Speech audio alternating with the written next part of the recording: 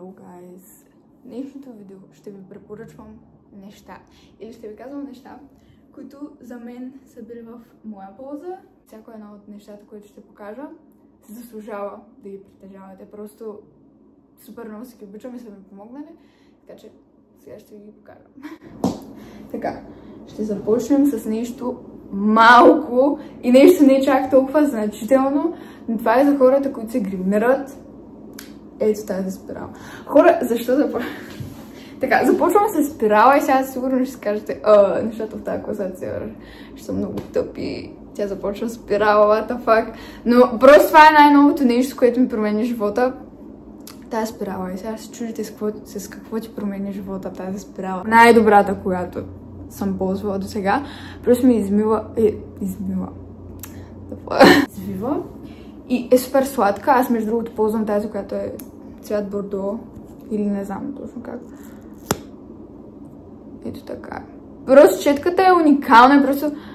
Да, трябваше да добавя в тази класация. Между другото, причината, поради която да направя тази класация, даже не знам как да го нарека. Второто нещо, което ще покажа, пак е свързано с козметика, но по-скоро за хигиена. И това са хората, които се притесняват да миришат зле. Хората, които се притесняват от това да миришат зле. Сега ще ви покажа какъв е трикът, хора! Това са лосьони за тяло. Така.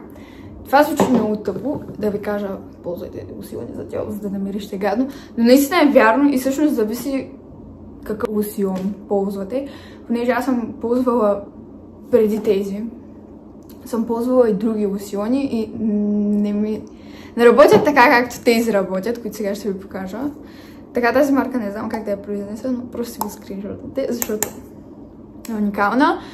Те имат душгелове, аз също душгеловете ги обожавам, но това също е много добро. Между другото,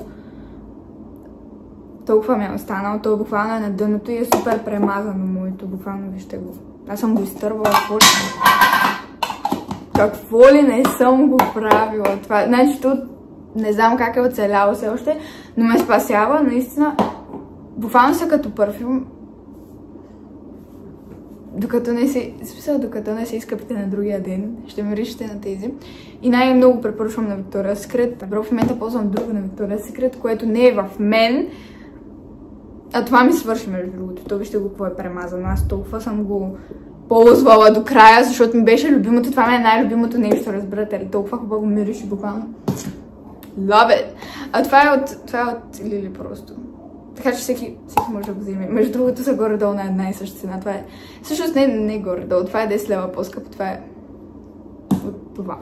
So, да. И двете са сладки, и двете миришат по смисъл по различен начин миришат, но са еднакво трайни и еднакво ги препоръчвам.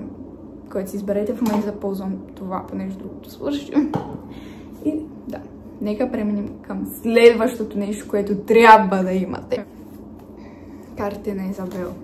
Буквално съм ги играла с всякакви хора. Буквално съм играла с приятелите ми, с баба ми съм играла, с майка ми, с баща ми, с всеки съм играла, с хора, които не познавам, които просто съм се срещнала в училище. Просто са уникални. Ако... Deserved! Тъпо, защото не ви казах как се играят. Така, тия карти са просто карти с въпроси, които са интересни. Next. Камера. Тази класация казах, че ще добавям само важни неща.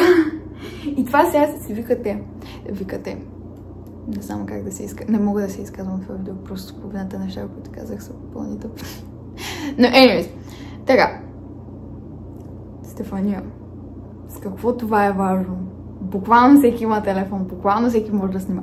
Хора, всичките ми снимки в Инстаграма са снимани с тази камерка. Просто препоръчвам. Препоръчвам, защото е много сладко.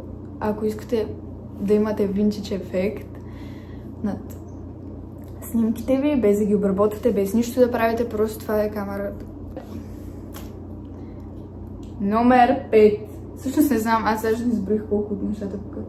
Guys, да, това е номер 5. И сега ще чудите какво е това. The fuck is that? The fuck? Така, хора, това Това е последното нещо от класацията и най-важното нещо, което бих препоръчала на хората, е да си направят личен дневник.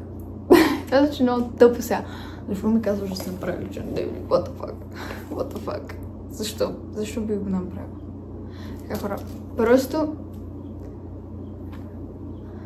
сега ще ви кажа главният проблем на нещата е, че защо да си направиш личен дневник?